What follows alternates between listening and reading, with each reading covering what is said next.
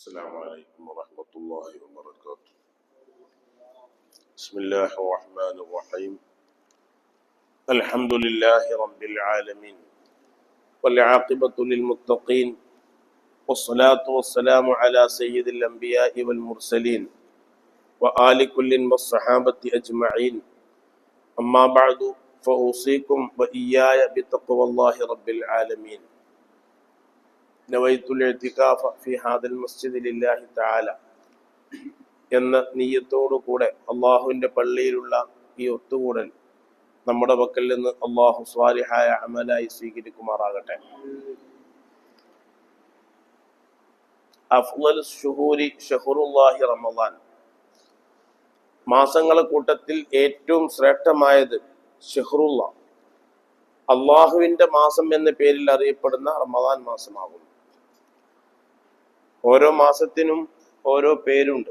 അക്കൂട്ടത്തിൽപ്പെട്ടതാണ് ഷഹ്റുള്ള എന്നാണ് റമളാൻ മാസത്തിനെ പറ്റി പറയുക. ഷഹ്റുള്ള, അള്ളാഹുവിൻ്റെ മാസം എന്ന് പറഞ്ഞാൽ ജല്ല ജലാലുവായ അള്ളാഹു സുബ്ഹാനഹു വ തആല ഒട്ടനവധി നിഅമത്തുകളും ബർക്കത്തുകളും ഈ മാസത്തിൽ അവൻ്റെ പടപ്പുകൾക്ക്, അടിമകൾക്ക് ചൊരിച്ചു കൊടുക്കുന്ന മാസമായതുകൊണ്ടിട്ടാണ് ഈ മാസത്തെ സംബന്ധിച്ച് ഷഹ്റുള്ള, അള്ളാഹുവിൻ്റെ മാസം എന്ന് പറയുന്നത്. വഫീഹി ഉൻസില കിതാബുല്ലാഹിൽ ഖുർആൻ, അള്ളാഹുവിൻ്റെ കിതാബായ വിശുദ്ധ ഗ്രന്ഥമായ ഖുർആനിന് ആ മാസത്തിലാണ് ഇറക്കപ്പെട്ടത്. ഖുർആന്റെ രണ്ടവതരണവും റമദാനിലാണ്.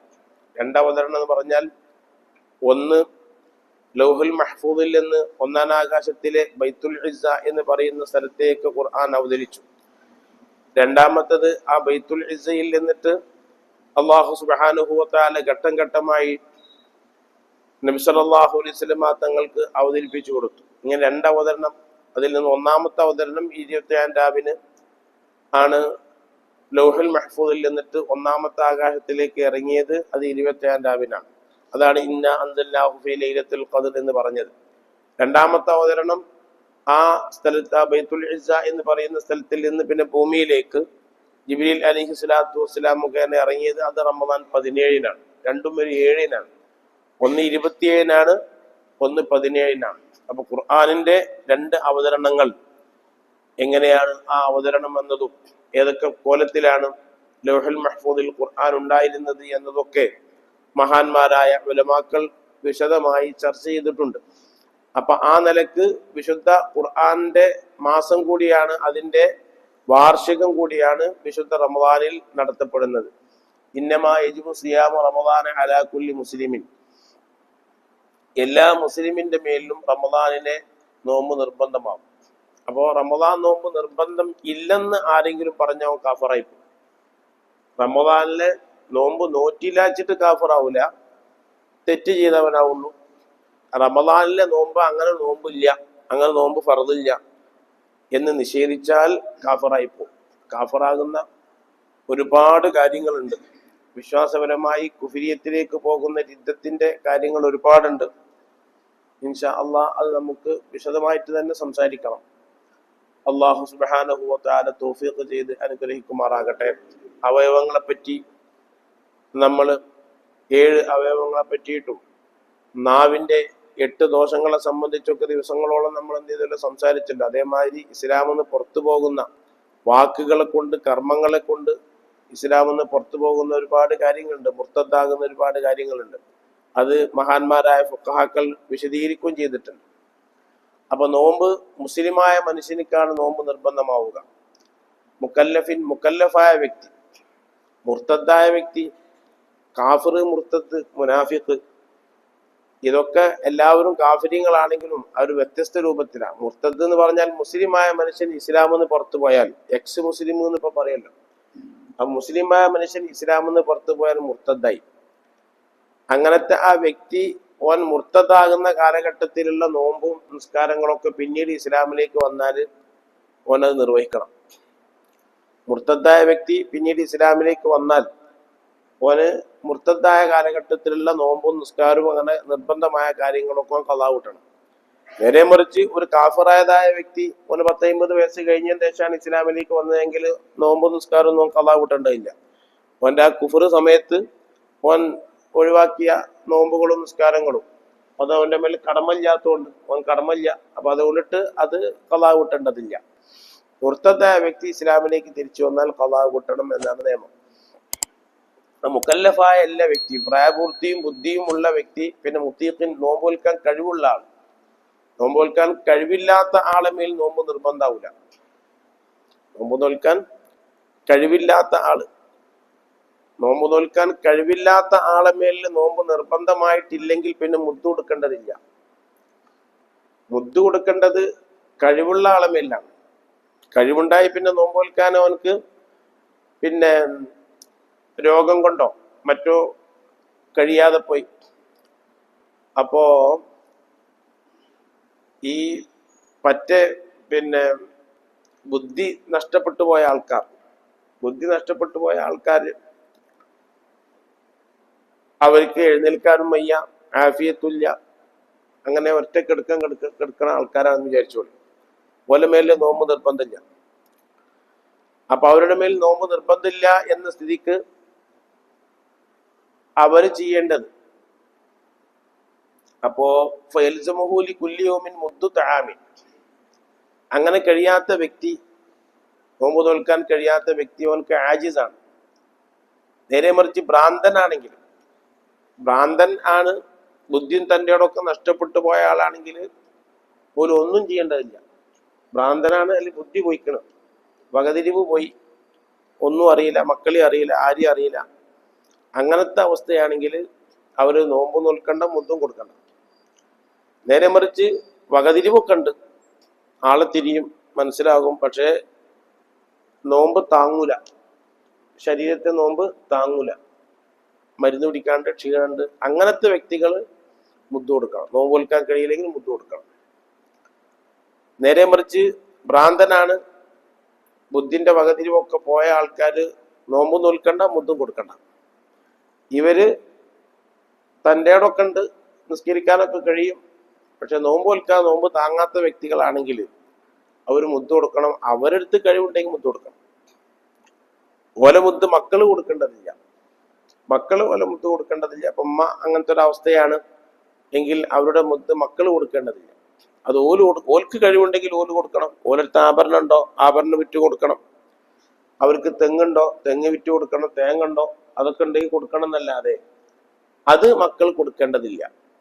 ഏതുപോലെ എന്ന് വെച്ചാൽ നിസ്കാരം, ഉമ്മാന്റെ നിസ്കാരം മക്കൾ ഖളാ കൂട്ടേണ്ടതില്ല. പക്ഷേ ഖളാ വീട്ടാവുന്നതാണ്, വീട്ടേണ്ടതില്ല, വീട്ടാവുന്നതാണ്. അത് രണ്ടും തമ്മിൽ വ്യത്യാസമുണ്ട്. വീട്ടണം എന്ന് പറഞ്ഞാൽ കടമയായി, വീട്ടാവുന്നതാന്ന് പറഞ്ഞാൽ വീട്ടിച്ചിട്ട് കുഴപ്പമില്ല എന്നർത്ഥം. അപ്പോ ഈ നിസ്കാരം സ്വയം നിസ്കരിക്കേണ്ടത് പോലെ തന്നെയാണ് നോമ്പ് സ്വന്തം നോൽക്കേണ്ട ഒന്നാണ്.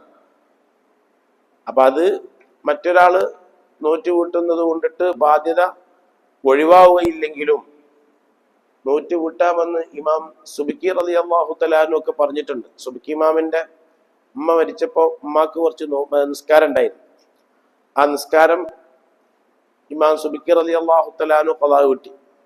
ഇമാം സുബിക്കി റളിയല്ലാഹു അൻഹു ഖളാ വീട്ടിയതായിട്ട് ഫത്തുൽ മീനിലൊക്കെ കാണുന്നുണ്ട്. ആ നിലക്ക് ഖളാ വീട്ടാവുന്നതാണ്. ഖളാ വീട്ടൽ മക്കളെ മേലിൽ ബാധ്യത ഇല്ല. അതേമാതിരി തന്നെയാണ് ഈ നോമ്പും. ഈ നോമ്പ് നോൽക്കാൻ കഴിയാത്ത വ്യക്തി, അവനക്ക് കഴിവുണ്ടെങ്കിൽ പോലും മുദ്ദു കൊടുക്കുക, അവർക്ക് കഴിവില്ലെങ്കിൽ മക്കൾ മുദ്ദു കൊടുക്കണമെന്നില്ല.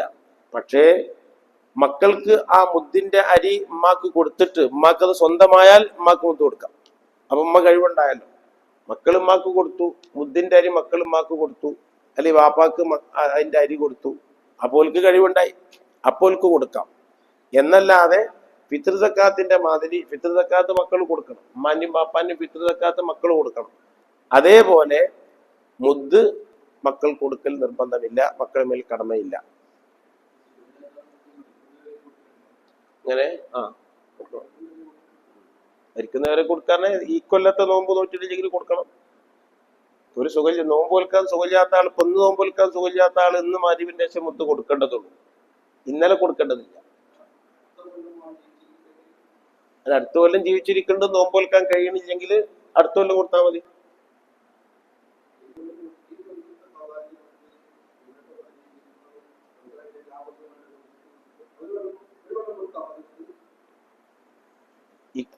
ഒരു കൊല്ലം മുത്ത് കൊടുക്കുക. നിങ്ങൾ പറഞ്ഞത് അത് മുത്ത് പിന്നെ ഈ കൊല്ലത്തെ മുത്ത് വരുന്ന നോമ്പിന്റെ കൊടുക്കാതിരിക്കണ വിഷയ പറഞ്ഞത്.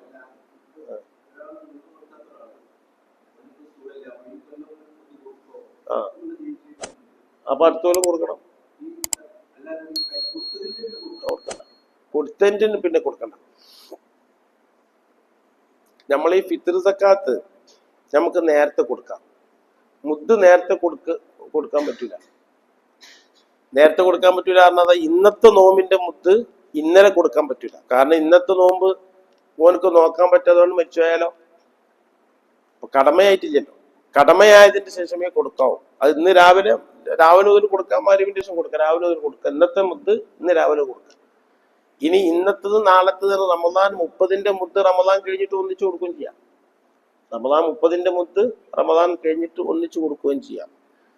ഫിത്ർ സക്കാത്ത് നിർബന്ധമാകുന്നത് നമ്മൾ പിന്നെ സാധാരണ റമദാൻ അവസാനിച്ചു പെരുന്നാൾ മാസം കാണുമ്പോഴാണ് ഫിത്ർ സക്കാത്ത് നിർബന്ധമാകുന്നത്. പക്ഷെ അത് റമദാൻ 1 മുതൽ കൊടുക്കാം. റമദാൻ 1 മുതൽ തന്നെ കൊടുക്കാൻ പറ്റും. മുദ്ദ് അങ്ങനല്ല. മുദ്ദ് ഇന്നത്തെ നോമ്പിന്റെ മുദ്ദ് ഇന്നാണ് നിർബന്ധമാകുന്നത്. അത് ഇന്നലെ നിർബന്ധമാവൂല. അപ്പൊ അത് ഇന്ന് കൊടുക്കാം, ഇന്ന് രാവിലെ മുതൽ കൊടുക്കാം, അല്ലെങ്കിൽ മഗ്‌രിബിന്റെ ശേഷം വേണ്ടി കൊടുക്കാം. ഇനി ഇന്നത്തെ നാളെയും കൊടുക്കാം, മറ്റന്നാളും കൊടുക്കാം. പിന്നെ അഡ്വാൻസ് ആയിട്ട് കൊടുക്കാൻ പറ്റില്ല എന്നർത്ഥം. ഇപ്പോ പിന്നെ ഇക്കൊല്ലം നോമ്പ് വെക്കാൻ പറ്റിയില്ല, അടുത്തൊല്ലം നോമ്പ് വെക്കാൻ പറ്റിയാലോ. ഇക്കൊല്ലം നോമ്പ് വെക്കാൻ പറ്റാതിരിക്കുമ്പോ രണ്ട് സൈസ് രോഗമുണ്ട്. ഒരു സൈസ് രോഗം ഇനി ആ രോഗത്തിൽ നിന്ന് മുക്തി കിട്ടൂല, ഇനിയിപ്പോ ഞാനിങ്ങനെ മരിച്ചു പോയി ചെയ്യുള്ളൂ, ഈ രോഗം മാറിയിട്ട് ഇപ്പൊ എനിക്കൊരു നല്ല അവസ്ഥ വരൂല എന്ന് കണ്ടാലാണ് നോമ്പ് തോൽക്കാത്ത ആള് മുദ്ദ് കൊടുക്കേണ്ടി വരിക.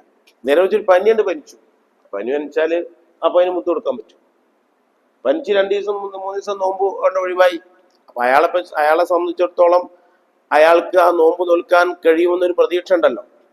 അപ്പൊ അയാൾ പനി മാറിക്കഴിഞ്ഞ് റമദാൻ കഴിഞ്ഞാൽ നോമ്പ് ഖളാ കൂട്ടണം, പനി മാറിക്കഴിഞ്ഞാൽ നോമ്പ് ഖളാ കൂട്ടണം. നേരെ മറിച്ച് എനിക്ക് ശിഫ കിട്ടൂല, ഇനി എനിക്ക് പിന്നെ നോമ്പ് നോൽക്കാനൊന്നും കഴിയൂല എന്ന് വിചാരിച്ച അയാൾ മുദ്ദ് കൊടുക്കാം. പക്ഷെ മുദ്ദ് കൊടുത്തിട്ട് പിന്നെ അയാൾക്ക് നോമ്പ് നോൽക്കാൻ നല്ല ആരോഗ്യം കിട്ടിയാലോ, പിന്നെ അയാൾ നോമ്പ് ഖളാ കൂട്ടൊന്നും വേണ്ട. നോമ്പ് ഖളാ കൂട്ടുന്നു അല്ല, നോക്കണ്ട. ഈ മുദ്ദ് കൊടുക്കുമ്പോ അയാളുടെ അവസ്ഥ എനിക്ക് നോമ്പ് നോൽക്കാൻ കഴിയില്ല എന്നുള്ള അവസ്ഥയാണ്. അവിചാരിതമായിട്ട് പിന്നെ കഴിഞ്ഞുപോയി.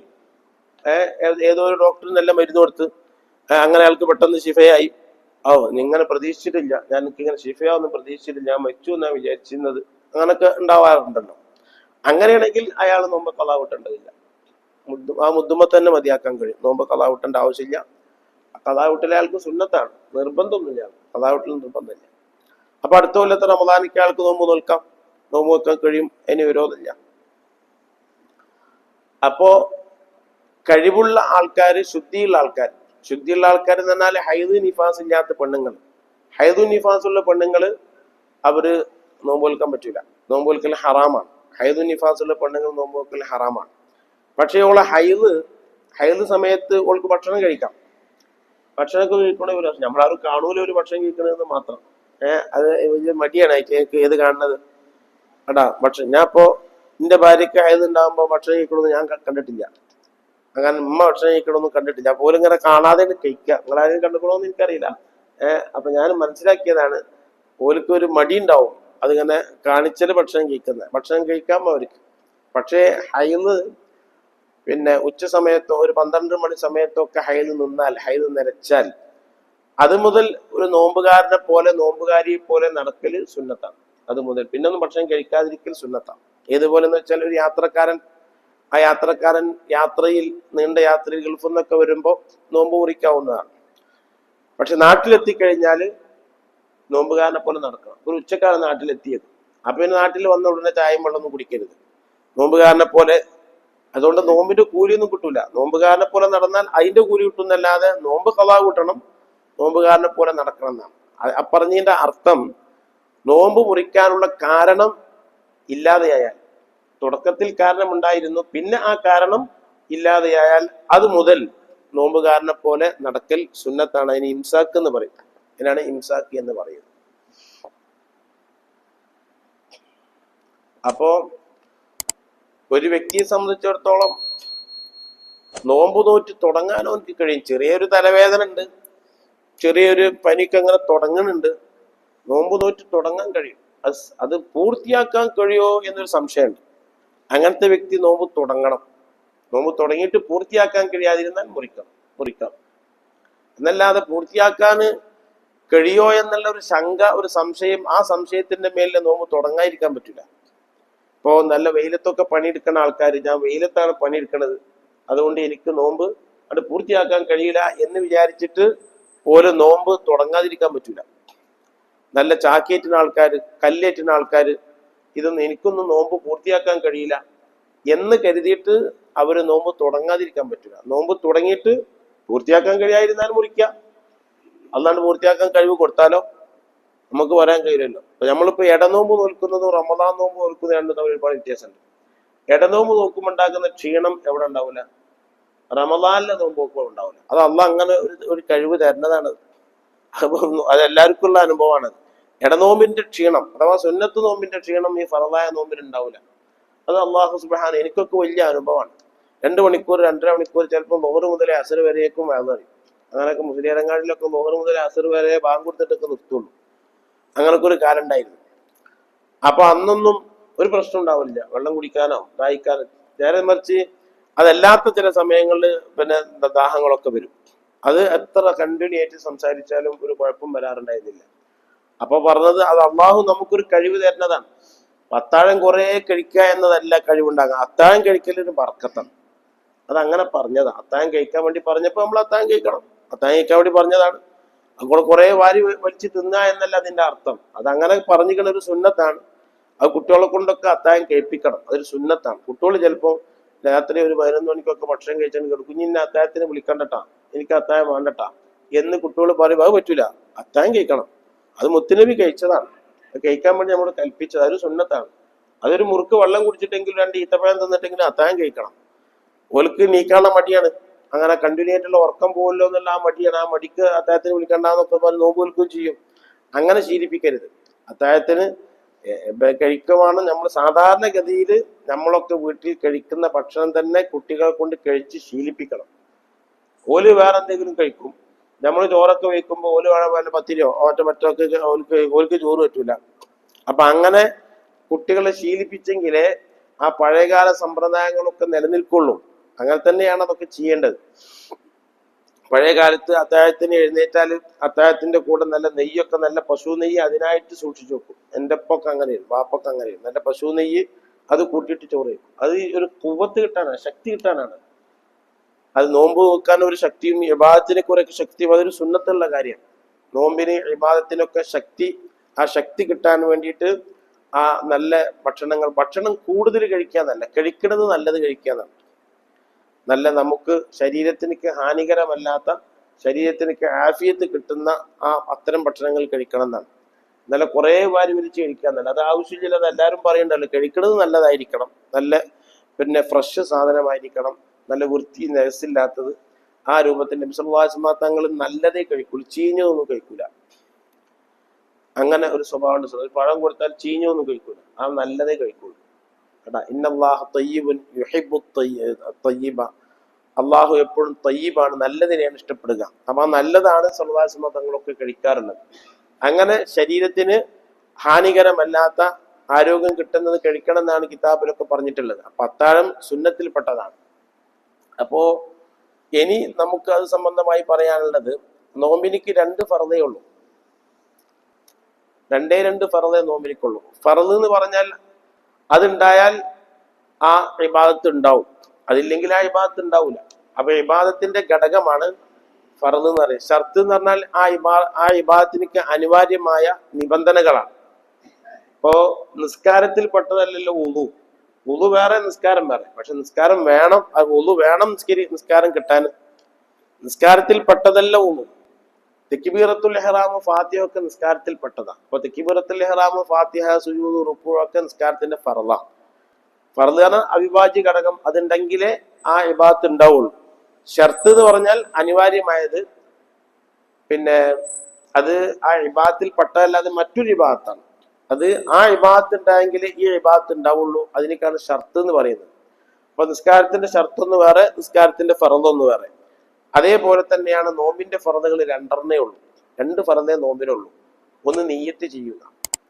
ആ നിയ്യത്ത് രാത്രി ആയിരിക്കണം എന്ന ഒരു ഷർത്തുണ്ട്. നിയ്യത്ത് രാത്രി ആയിരിക്കണം എന്ന ഷർത്തുണ്ട്. 2 നോമ്പ് മുറിയുന്ന കാര്യങ്ങളെ തൊട്ടൊക്കെ വിട്ടു നിൽക്കുക. ഈ 2 ഫറദ് മാത്രമേ നോമ്പിനുള്ളൂ. ഒന്ന് നിയ്യത്ത്, മറ്റൊന്ന് നോമ്പ് മുറിയുന്ന എല്ലാ കാര്യങ്ങളെ തൊട്ടിട്ടും വിട്ടു നിൽക്കുക. അപ്പൊ നോമ്പ് മുറിയുന്ന കാര്യങ്ങൾ എന്താണെന്ന് മനസ്സിലാക്കണം. അപ്പൊ അതിനെ തൊട്ടൊക്കെ വിട്ടു നിൽക്കുക. നിയ്യത്ത് രാത്രി ആയിരിക്കണം. മഗ്രിബിന്റെയും സുബഹിന്റെയും ഇടയിൽ എപ്പോ നിയ്യത്ത് ചെയ്താലും ഒരു കുഴപ്പമില്ല, എപ്പോഴും നിയ്യത്ത് ചെയ്യാവുന്നതാണ്. അങ്ങനെ നിയ്യത്ത് ചെയ്താൽ പിന്നെ ആ നിയ്യത്ത് ബാത്തിലാകുന്നത്, ഒന്ന് മുർത്തത്തായി പോയ നിയ്യത്ത് ബാത്തിലാകും, അള്ളാഹു കാത്ത് രക്ഷിക്കട്ടെ. മറ്റൊന്ന് ഞാൻ നാളെ നോമ്പ് നിൽക്കണില്ല എന്ന് കരുതിയാലും നിയ്യത്ത് പോകും. നാളെ ഞാൻ നോമ്പ് നോൽക്കണില്ല എന്ന് കരുതിയാൽ പിന്നെ നിയ്യത്ത് മടക്കി വെക്കണം. എന്നല്ലാതെ നിയ്യത്ത് ചെയ്തതിന് ശേഷം ഭക്ഷണം കഴിച്ചാലോ ഭാര്യയായിട്ട് ബന്ധപ്പെട്ടാലോ ഒന്നും നിയ്യത്തിന് കുഴപ്പം പറ്റൂല. നിയ്യത്തിനൊന്നും അതുകൊണ്ട് കുഴപ്പമൊന്നുമില്ല.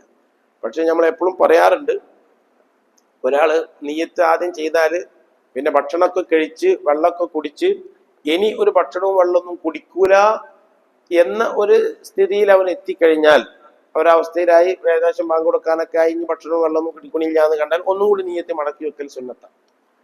ഒന്നുകൂടി നിയ്യത്ത് മടക്കി വെക്കുക. പിന്നെ ആ നിയ്യത്തിന്റെ ശേഷം ഭക്ഷണം കഴിക്കുകയോ വെള്ളം കുടിക്കുകയോ ചെയ്യാത്ത ഒരവസ്ഥ, അങ്ങനെ ഒന്നും കൂടി നിയ്യത്ത് മടക്കി വെക്കൽ സുന്നത്താണ്. അപ്പോ അത്താഴൊക്കെ കഴിച്ച് വെള്ളമൊക്കെ കുടിച്ച്, അങ്ങനെ വെള്ളമൊക്കെ കുടിച്ച് അത്താഴൊക്കെ കഴിച്ചതിന് ശേഷം ഒന്നുകൂടി നിയ്യത്ത് മടക്കി വെക്കല് സുന്നത്തുണ്ട് എന്ന് ഇബ്നു ഹജർ റളിയല്ലാഹു തആല പറഞ്ഞിട്ടുണ്ട്. അപ്പോ ആ നിയ്യത്ത് ഉച്ചരിക്കൽ, നാവ് കൊണ്ട് ഉച്ചരിക്കൽ സുന്നത്താണ്. മനസ്സിൽ കരുതണം. ഏത് നിയ്യത്തും അങ്ങനെ തന്നെ മനസ്സിൽ കരുതണം. മനസ്സിൽ നിയ്യത്ത് വേണം. അങ്ങനെ മനസ്സിൽ കരുതിക്കൊണ്ടാണ്, മനസ്സിൽ ഉറപ്പിച്ചു കൊണ്ടിട്ടാണ് നിയ്യത്ത് ചെയ്യേണ്ടത്.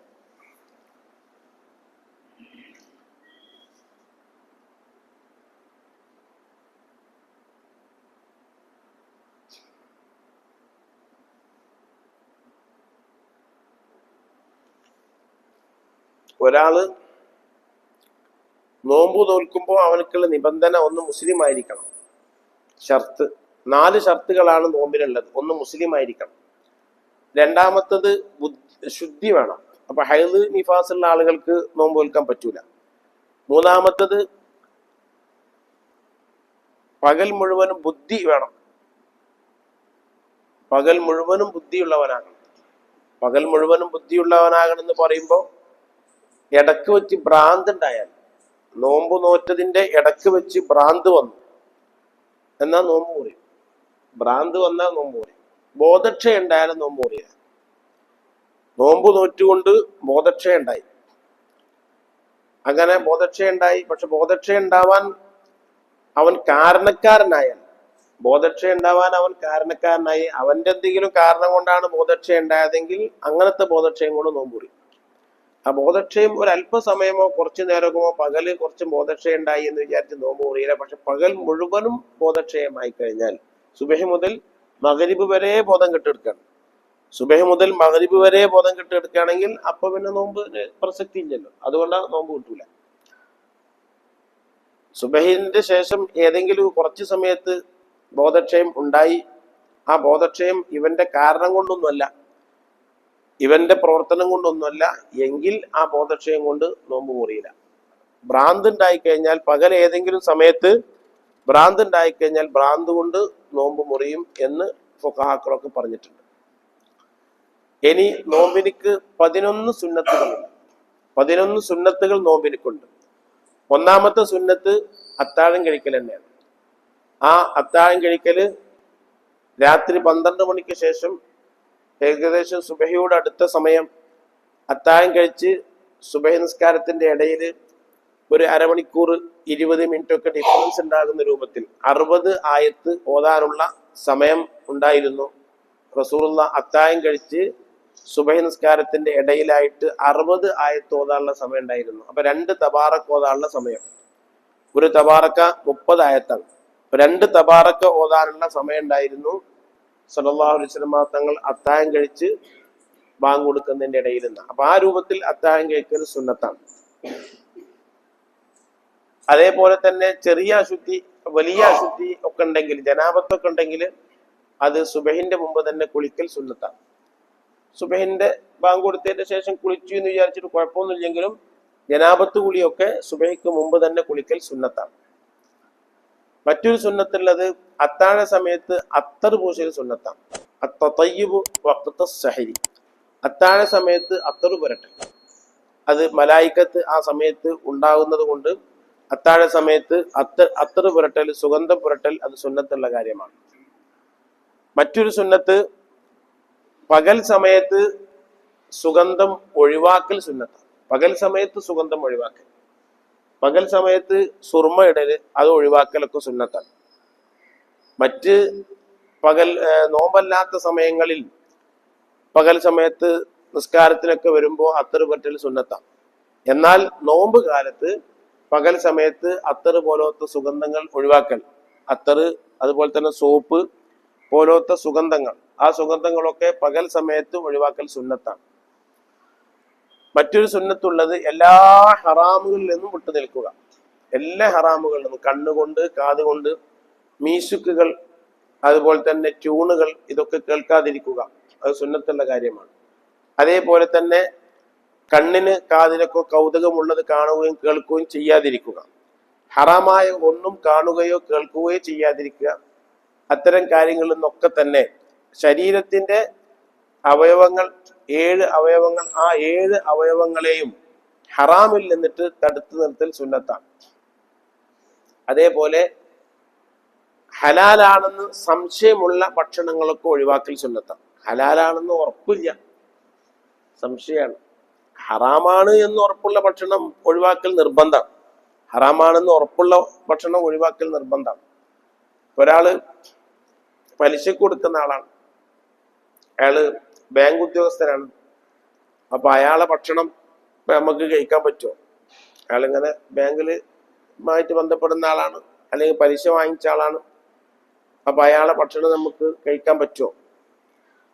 നമുക്ക് തരുന്ന ഭക്ഷണം ആ ബാങ്ക് പലിശ കൊണ്ടിട്ടോ അല്ലെങ്കിൽ മറ്റു ഹറാമ് കൊണ്ടിട്ടോ ഉള്ള പൈസ കൊണ്ടിട്ട് ഉണ്ടാക്കിയതാണെന്ന് നമുക്ക് ഉറപ്പുണ്ടെങ്കിൽ കഴിക്കല് ഹറാം. സാധ്യത ഉണ്ടെങ്കിൽ കഴിച്ചിട്ട് വിരോധമില്ല, വിട്ടുനിൽക്കൽ നല്ലതാണ്. സാധ്യത ഉണ്ടെങ്കിൽ അയാളെ ഭക്ഷണം ചെയ്യുന്ന സാധ്യത ഉണ്ട്, ആ പലിശയുമായി ബന്ധപ്പെട്ടതാവാൻ സാധ്യത ഉണ്ട്. സാധ്യത ഉണ്ടെങ്കിൽ വിട്ടുനിൽക്കൽ നിർബന്ധമില്ല. കാരണം അതല്ലെങ്കിലോ അങ്ങനെ ആയിക്കൂടെ, അങ്ങനെ ചാൻസ് ഉണ്ടല്ലോ, അതല്ലെങ്കിലോ അങ്ങനെ ആയിക്കൂടെ. ഇപ്പൊ ഞാൻ കരുവന്തിയത്തിലുണ്ടാകുമ്പോൾ ഒരു മിമ്പറിനെ പറ്റി ഒരു ചർച്ച വന്നു, വേറൊരു പള്ളിയിൽ ചർച്ച വന്നു. ഒരാൾ മിമ്പർ വാഗ്ദാനം ചെയ്തു. വേറെ ചില ആൾക്കാരെ പറഞ്ഞു ഓൻ്റെ മേടിക്കാൻ പറ്റില്ല. എന്തേ? ഓന് പലിശ മേടിക്കുന്ന ആളാണ്, പലിശ കൊടുക്കുന്ന ആളാണ്. ഓൻ്റെ പൈസ കൊണ്ട് മിമ്പറിന്റെ ഖുതുബ തന്നെ മിമ്പറല്ലേ, അത് ഓൻ്റെ മേടിക്കാൻ പറ്റില്ല അറിഞ്ഞ്. അപ്പൊ അവർ വന്ന് മസല വെച്ച് പറഞ്ഞു, അതിപ്പോ അയാളിപ്പോ മിമ്പർ തരുന്നത് അയാൾ പലിശ മേടിച്ച പൈസ കൊണ്ടാന്ന് ഇപ്പൊ നമുക്ക് എങ്ങനെ അറിയാം? അത് ചൂന്നോക്കാനൊന്നും അന്വേഷിക്കാനൊന്നും നമ്മോട് പറഞ്ഞിട്ടില്ല. അങ്ങനൊന്നും നമ്മോട് കൽപ്പിച്ചില്ല. ഒരു മനുഷ്യൻ എങ്ങനെ അന്വേഷിച്ചാൽ പലിശന്റെ പൈസ കൊണ്ടാണ് അപ്പൊ മേടിച്ച് തന്നതെന്നൊന്നും അന്വേഷിക്കാനൊന്നും നമ്മോട് പറഞ്ഞിട്ടില്ല. ഒരു മനുഷ്യന്റെ അഭിമാനം എപ്പോഴും സംരക്ഷിക്കണം. അതിന് വലിയ വില ഉണ്ട് ഇസ്ലാമിൽ, വലിയ വിലയുണ്ട്. ഒരാളെ വഷളാക്കുകയോ നിസ്സാരപ്പെടുത്തുകയോ മോശമാക്കുകയോ ഒന്നും ചെയ്യാൻ പാടില്ല. അപ്പൊ അങ്ങനെ ഒരാളുടെ അഭിമാനം, ഒരു മുസ്ലിമായ മനുഷ്യൻ മോശക്കാരനായാലും അത് ഇസ്ലാമിന് മോശമല്ലേ? ജനങ്ങൾ ഓനെക്കൊണ്ടിട്ടല്ല ഇസ്ലാമിനെ കാണുക. അപ്പൊ ഒരാളെ അങ്ങനെ കുറവാക്കാനോ വഷളാക്കാനോ പാടില്ല. അത് സംബന്ധമായിട്ട് 2 വാള്യുള്ള ഒരു കിതാബ് തന്നെ ഇമാം ഷഹറാനി തങ്ങൾ എഴുതിയിട്ടുണ്ട്. ഇമാം ഷഹറാനി തങ്ങൾ മനുഷ്യന്മാരുമായി പെരുമാറേണ്ട അദബുകൾ, ആ കിതാബ് ഇവിടെ കിട്ടാനില്ലായിട്ട് PDF-ലും മറ്റൊന്നും കിട്ടാനില്ലായിട്ട് ഞാൻ ഈജിപ്തിക്ക് പറഞ്ഞിട്ട് നമ്മളെ മാജി ആ കിതാബ് നല്ല വില ഉണ്ടായിരുന്നു. അത് അപൂർവം കിട്ടുന്ന ഒരു കിതാബാണ്. അത് പടുത്ത് കൊടുത്തയച്ച് എനിക്ക് തന്നത്. ആ തന്നപ്പോൾ ഞാൻ ഇന്നലെ അങ്ങനെ മറിച്ചു നോക്കുമ്പോൾ അത്ഭുതപ്പെട്ടുപോയി. പരിശുദ്ധമായ ദീനുൽ ഇസ്ലാമിൽ 360 രൂപങ്ങളുണ്ട്. വേറെ 4 മദ്ഹബല്ല, 360 രൂപങ്ങളുണ്ട്. ആ 360 രൂപം, അതുകൊണ്ടാണ് ഒരു ആര്യമായ മനുഷ്യൻ എന്തെങ്കിലും പറഞ്ഞാൽ അത് എതിർക്കരുത്. കാരണം അതിന് അവർക്ക് വകുപ്പുകൾ ഉണ്ടാവും. 360 രൂപങ്ങൾ ഇസ്ലാമിൽ വരും. അപ്പോ ആ 360-ൽ നിന്ന് ഏതെങ്കിലും ഒന്നിൽ പെട്ടു കഴിഞ്ഞാൽ അത് അനുവദനീയമാവും. അപ്പൊ അതുകൊണ്ട് ആലിമായ മനുഷ്യൻ ചിലപ്പം ചെയ്യുന്നത് അയാൾ അതിന് തെളിവ് കണ്ടിട്ടുണ്ടാവും. അപ്പൊ അത് എതിർക്കണമെങ്കിൽ അയാളേക്കാൾ വിവരമുള്ള ആൾക്കാർക്ക് എതിർക്കാൻ പറ്റും. അയാളെക്കാൾ വിവരമുള്ള ആൾക്കാർക്ക് ഇത് എതിർക്കാൻ പറ്റുള്ളൂ. അങ്ങനെ എതിർക്കപ്പെടേണ്ട തെളിവുകൾ കണ്ട ആളുകൾക്ക് എതിർക്കാമെന്നല്ലാതെ അല്ലാത്ത ആൾക്കാർ എതിർക്കുമ്പോൾ ദീനിനെ എതിർക്കലാകും എന്ന് അബ്ദുൽ വഹാബ് ഷെഹറാനി റളിയല്ലാഹു തആല അൻഹു പറഞ്ഞ ഒരു സംഭവം അതിൽ കാണുന്നുണ്ട്. എന്നിട്ട് മഹാനവറുകൾ പറയാണ്, ഞാൻ മീസാനുൽ ഇഅ്തിദാലി എന്ന് പറഞ്ഞിട്ട് ഒരു കിതാബ് എഴുതിയിട്ടുണ്ട്. 4 മദ്ഹബിനെ വിശദീകരിക്കുന്ന കിതാബാണ്. ആ കിതാബ് എഴുതി കഴിഞ്ഞതിന് ശേഷം ഞാൻ ഇങ്ങനെ സ്വപ്നം കാണാം. ഞാനും ഇമാം അബൂ ഹനീഫ റളിയല്ലാഹു അൻഹു, ഇമാം മാലിക് റളിയല്ലാഹു അൻഹു, ആദൻ നബി അലൈഹി സ്വലാത്തു വസ്സലാം, ഞങ്ങൾ 4 ആളും കൂടി ഒരു നല്ല കുബ്ബയിൽ ഇങ്ങനെ ഇരിക്കാം. അതാണ് സ്വപ്നം കാണുന്നത്. നല്ലൊരു കുബ്ബയിലാണ് ഇങ്ങനെ ഇരിക്കണത്. അങ്ങനെ ഇരിക്കുമ്പോൾ പിന്നെ മാലിക് ഇമാമും അബൂ ഹനീഫ ഇമാമും കൂടി ആദൻ നബിയോട് പറയാം. മാലിക് ഇമാമും അബൂ ഹനീഫ ഇന്നെ ചൂണ്ടിയിട്ട് പറയാണ്, ഷെഹറാനി എന്നെ ചൂണ്ടിയിട്ട് പറയാം, ഈ ചെറുപ്പക്കാരൻ ഹാദ ഷാബ്, ഈ ചെറുപ്പക്കാരൻ നമ്മൾ പറഞ്ഞതൊക്കെ നന്നായിട്ട് ജനങ്ങൾക്ക് പറഞ്ഞു കൊടുത്തിട്ടുണ്ട്. നമ്മൾക്കെതിരെ ജനങ്ങൾ ഉന്നയിക്കുന്ന ആരോപണങ്ങൾക്കും ഈ ചെറുപ്പക്കാരൻ നല്ല മറുപടി പറഞ്ഞിട്ടുണ്ട് എന്ന് ആദൻ നബിയോട് മാലിക് ഇമാമും അബൂ ഹനീഫ ഇമാമും പറഞ്ഞപ്പോൾ എൻ്റെ ജീവിതത്തിൽ എനിക്ക് ഏറ്റവും സന്തോഷമുള്ള വാക്കായി എന്ന് ഇമാം ഷെഹറാനി റളിയല്ലാഹു തആല പറഞ്ഞിട്ടുണ്ട്. വലിയ മഹാനാണ് ഇമാം ഷെഹറാനി. അവരുടെ ഖബർ ഈജിപ്തിലാണ്. ഈജിപ്തിൽ ഞാൻ പോയി സിയാറത്ത് ചെയ്തിട്ടുണ്ട്. അള്ളാഹു നമുക്കൊക്കെ സിയാറത്ത് ചെയ്യാൻ തൗഫീഖ് ചെയ്ത് അനുഗ്രഹിക്കുമാറാകട്ടെ. അപ്പൊ മഹാനവറുകള് ഏകദേശം ഒരു 2000-ഓളം പേജുള്ള ഒരു ഗ്രന്ഥം തന്നെ മനുഷ്യന്മാരുമായിട്ട് എങ്ങനെ പെരുമാറേണ്ടത്, ആളുകളുമായിട്ട് എങ്ങനെ പെരുമാറേണ്ടത് എന്നുള്ളതിനെ സംബന്ധിച്ചൊരു ഗ്രന്ഥം, ഈ അത്രയും വലിയൊരു ബൃഹത്തായ ഗ്രന്ഥം തന്നെ എഴുതിയിട്ടുണ്ട്. അപ്പൊ പറഞ്ഞു വരുന്നത്, നമ്മളൊരാളെ അങ്ങനെ അങ്ങോട്ട് പറയാൻ കഴിയില്ല. അത് വളരെ ശ്രദ്ധിക്കേണ്ടതാണ്. അങ്ങനെ മനുഷ്യന്മാരെ വശലാക്കുക, മനുഷ്യന്മാരുടെ വിവാഹങ്ങൾ തടസ്സപ്പെടുത്തുക, ഓൽക്ക് ബുദ്ധിമുട്ടുണ്ടാക്കുക, ഇവരൊക്കെ ലാസ്റ്റ് അത് കുടുങ്ങണതായിട്ടാണ് കാണുന്നത്. ഓലെന്റെ ഇരപ്പവല ലാസ്റ്റ് കുടുങ്ങി, പെരേന്ന് വെറുപ്പായി, അയൽവാസികൾക്ക് വെറുപ്പായി, കുടുംബത്തിന് വെറുപ്പായി. അങ്ങനെ അങ്ങനെ ഉണ്ടാക്കുക ചെയ്യുക. അങ്ങനെയാണ് കണ്ടുവരുന്നത്. ഓലെ സഹായിക്കാനോ സ്നേഹിക്കാനോ അവസാന സമയത്ത് ഓൽക്ക് എന്തെങ്കിലും ചെയ്തു കൊടുക്കാനോ ആരും ഇല്ലാതെ നരകിക്കണതാണ് കാണാറുള്ളത്. നേരെ മറിച്ച് മനുഷ്യന്മാർക്ക് സഹായിക്കുന്ന ആൾക്കാർ ചിലപ്പോൾ നിസ്കാരമൊക്കെ ഒഴിവാക്കിയിട്ടുണ്ടാവും, അല്ലെങ്കിൽ അങ്ങനൊക്കെ ചെയ്തിട്ടുണ്ടെങ്കിലും അള്ള പടച്ച പടപ്പുകളിലെ മനുഷ്യന്മാർ അങ്ങനെ ആ പടപ്പുകൾക്ക് കൃപ ചെയ്യാൻ അള്ളാഹ്ക്ക് ഏറ്റവും ഇഷ്ടമുള്ള 2 സിഫത്താണ്, 2 വിശേഷണ റഹ്മാൻ റഹീം എന്നുള്ളത്. കൃപ ചെയ്യാൻ, വേണ്ടത് ചെയ്തു കൊടുക്കുക, വേണ്ട സഹായം ചെയ്തു കൊടുക്കുക. ചിലപ്പോൾ സുന്നത്ത് കിരിച്ചിട്ട് ഉണ്ടാവില്ല, പക്ഷെ ആ സുന്നത്ത് ഒഴിവാക്കാതെ എപ്പോഴും ദിക്റും സ്വലാത്തും തസ്ബീഹും ഒക്കെ ചൊല്ലി നടക്കുന്ന ആളേക്കാൾ നല്ലവരായിരിക്കും ഇയാൾ. ഈ ജനങ്ങളെ സഹായിക്കണം. അയാളൊന്നും ചെയ്ത് ഖുർആൻ ഓതിയിട്ടുണ്ടാവും, ഒന്നും ചെയ്തിട്ടുണ്ടാവും, ഫർദായ നിൽക്കിരിക്കണം, അത് അതിനൊരു വിട്ടുവീഴ്ച ഉണ്ടാവില്ല. മറ്റൊക്കെ ഒഴിവാക്കിയാലും ഈ മനുഷ്യന്മാരെ സഹായിക്കുക, മനുഷ്യന്മാർക്ക് നല്ലത് ചെയ്യുക, ഓലെ അടങ്ങാറാക്കാതിരിക്കുക, ഓർക്ക് നല്ലത് ചെയ്തു കൊടുക്കുന്ന ആൾക്കാരൊക്കെ അവസാനം നല്ല രൂപത്തിലാണ് പോകണതായിട്ടാണ് കാണുന്നത്. നിങ്ങളൊക്കെ ഒന്ന് ചിന്തിച്ചു നോക്കി. നിങ്ങളെ നാട്ടിലുണ്ടാവില്ല അങ്ങനത്തെ ആൾക്കാർ. എനിക്കറിയാം, മേലെ പറമ്പിൽ അങ്ങനെ ഉണ്ടായിരുന്ന ആൾക്കാരൊക്കെ എനിക്കറിയാം. ഞാൻ ഇപ്പൊ 25 കൊല്ലം ഇപ്പൊ ഇവിടെ ആയിട്ട്. അപ്പൊ എനിക്ക് വെച്ചുണ്ടാവുമല്ലോ. ഞാൻ വരുമ്പോ 50 വയസ്സുള്ള ആള് ഇപ്പൊ 75 വയസ്സായില്ലേ. അപ്പൊ എനിക്കറിയാലോ. ഞാൻ വരുമ്പോ ഒരു 40 വയസ്സുള്ള ആൾക്ക് ഇപ്പൊ 65 വയസ്സായില്ലേ. അപ്പൊ ഓരോ ചെറുപ്പക്കാലം ഓരോ വയസ്സുകാലം ഒക്കെ ഇപ്പൊ എനിക്ക് വെച്ചുണ്ടാവുമല്ലോ. എങ്ങനെയാണെന്നുള്ള കുറെയൊക്കെ ഇപ്പൊ എനിക്കറിയാലോ. ഞാനത് മനസ്സിലാക്കിയിട്ടുണ്ട്. അങ്ങനെയുള്ളൊരു മനസ്സുള്ള ആൾക്കാർ, കൃപ, സ്നേഹം, സഹായിക്കാനുള്ളൊരു മനസ്സുള്ള ആൾക്കാർ, അവരൊക്കെ നല്ല ഉഷാറായിട്ടാണ്, നല്ല രൂപത്തിലാണ് അവർ കഴിഞ്ഞത്. മറ്റേതിങ്ങനെ ഒരു കുടുസ് ചിന്താകൻ, ഒക്കെ എനിക്ക്, മറ്റോനക്കൊന്നും ഉണ്ടാവാൻ പാടില്ല, ഒക്കെ എനിക്ക്, ഓനക്ക് എന്തെങ്കിലും ഉണ്ടാകുമ്പോഴത്തേന് ഏത് ഒരു ഒരു ഒരു ഒരു ഇടങ്ങേറ്, ഇനി എന്തെങ്കിലുമൊക്കെ ആയിട്ടുണ്ടെങ്കിൽ അത് മറ്റുള്ള ആൾക്കാർ ഇടങ്ങേറായിട്ട് ഇവൻ സന്തോഷിക്കും. അത് വല്ലാത്തൊരു അവസ്ഥയാണ്. ഓനിങ്ങനെ ഇടങ്ങേറായി കാണാൻ ആഗ്രഹിക്കും. എന്നിട്ട് ഇപ്പം എനിക്ക് സന്തോഷം. ഒരു വായ ചീഞ്ഞിട്ട് മറ്റൊരു വായക്ക് വളാവാന്ന് പറഞ്ഞേക്കാം. അങ്ങനത്തെ ഒരു അവസ്ഥ അത് ഒരിക്കലും ഉണ്ടായിക്കൂടാ. അത് നിങ്ങളെ നാടിനെ പറ്റിയിട്ടും പരിസരത്തുള്ള നാടുകളെ പറ്റിയൊക്കെ ഒന്ന് ചിന്തിച്ചു നോക്കിയാൽ മതി. അവിടെയുള്ള മനുഷ്യന്മാരെ പറ്റിയിട്ടൊക്കെ ഒന്ന് ചിന്തിച്ചു നോക്കിയാൽ മതി. ആരും ഒന്നും പറയൊന്നും വേണ്ട, ഒരാളെ പറ്റി പറയാനൊന്നും പാടില്ല. ചിന്തിച്ചാൽ നമുക്കത് മനസ്സിലാക്കാൻ സാധിക്കും. അപ്പോ ഇവിടെ നമ്മൾ പറയുന്നത് ഈ ഹലാല് ഹറാമ് എന്നൊക്കെ നമുക്ക് ഹറാമാണെന്ന് ഉറപ്പുള്ള ഒരു സംഗതി വിട്ടു നിൽക്കണം. അത് വേണ്ടതാണ്. ഉറപ്പൊന്നുമില്ല, സംശയമുള്ളൂ എങ്കിൽ വിട്ടു നിൽക്കുന്നത് നല്ലതാണ്. അവരെ പറ്റിയിട്ട് നമുക്ക് അങ്ങനെ കട്ടൻട്രി ആയിട്ട് അങ്ങനെ പറയാനും പറ്റൂല. അത് മോശമാണ്, ഓന്റെ ഭക്ഷണം മോശമാണ്, അത് അങ്ങനെയാണ്, ഇതിങ്ങനെയാണ്, അങ്ങനെയൊന്നും പറയാൻ പറ്റൂല. അപ്പോ ഹറാമാണെന്ന് ഉറപ്പുള്ളതിൽ നിന്നിട്ട് വിട്ടു നിൽക്കാനാണ് നമ്മോട് കൽപ്പിക്കപ്പെട്ടിട്ടുള്ളത്. ഇപ്പൊ ഇവിടെ എല്ലാ വീട്ടിൽ നിന്നും എനിക്ക് ഭക്ഷണം കൊണ്ടുവരുന്നുണ്ടല്ലോ, ഞാനൊക്കെ കഴിക്കണമുണ്ടല്ലോ. ഞാൻ അന്വേഷിക്കൽ തന്നെ, ഇത് എവിടുന്ന ഭക്ഷണം കൊടുന്ന് ചോദിക്കാനില്ല. ഒരു ഭക്ഷണത്തിനെ പറ്റിയിട്ടും ഇന്ന് എവിടുന്ന് കൊടുന്നത് എന്ന് ചോദിക്കലില്ല. ചിലപ്പം പിന്നെ ചില ആവശ്യങ്ങൾക്ക് വേണ്ടിയിട്ട് നാളെ എവിടെ ഭക്ഷണം, ചില വിഷയങ്ങളൊക്കെ ചില വീടുകളിൽ പിന്നെ ബുദ്ധിമുട്ടുള്ള ആൾക്കാരുണ്ടാവും. ചിലപ്പോൾ 4-5 ആൾക്കാരൊക്കെ ചില ദിവസങ്ങളിൽ വിരുന്നുകാരായിട്ടുണ്ടാവുമ്പോൾ ഓൽക്ക് ആ വീട്ടിൽ നിന്ന് ഭക്ഷണം കൊണ്ടുവരാൻ പറ്റുമോ ഇല്ലേ. ചില വീട്ടിൽ ഒരു പെണ്ണേ ഉണ്ടാവുള്ളൂ, ഒരാളെ ഉണ്ടാവുള്ളൂ, അല്ലെങ്കിൽ പ്രായമുള്ള ആൾക്കാരുണ്ടാവും. അങ്ങനത്തെ ആൾക്കാരൊക്കെ ആകുമ്പോൾ ഓലെ ബുദ്ധിമുട്ടിക്കാൻ പറ്റൂല. അതല്ലാത്ത വീടുകളുണ്ടാവും, പറ്റുന്ന വീടുകളുണ്ടാവും, പറ്റാതെ എല്ലായിടത്തും ഉണ്ടാവും. പറ്റുന്ന വീടുകളുണ്ട്, പറ്റാത്ത വീടുകളുണ്ടാവും. അപ്പൊ അത് മനസ്സിലാക്കാൻ വേണ്ടി ചിലപ്പം ചോദിക്കുന്നല്ലാതെ മറ്റൊന്നും ഞാൻ അന്വേഷിക്കലൊന്നുമില്ല. അത് കിട്ടണത് തിന്നുക. അള്ളാഹു അത് കൊടുത്തേക്കണുണ്ടല്ലോ. അതായാലും അതൊരു വലിയൊരു അനുഗ്രഹം തന്നെയല്ലേ. അവരെ കൊണ്ടിട്ട് ആവണമാതിരി ഒരു കൊടുത്ത എല്ലാവർക്കും എല്ലാം മാതിരി ആയിക്കൊള്ളണമെന്നൊന്നുമില്ല. അപ്പൊ അതൊക്കെ നമ്മളും ഒരു മനുഷ്യൻ തന്നെയല്ലേ.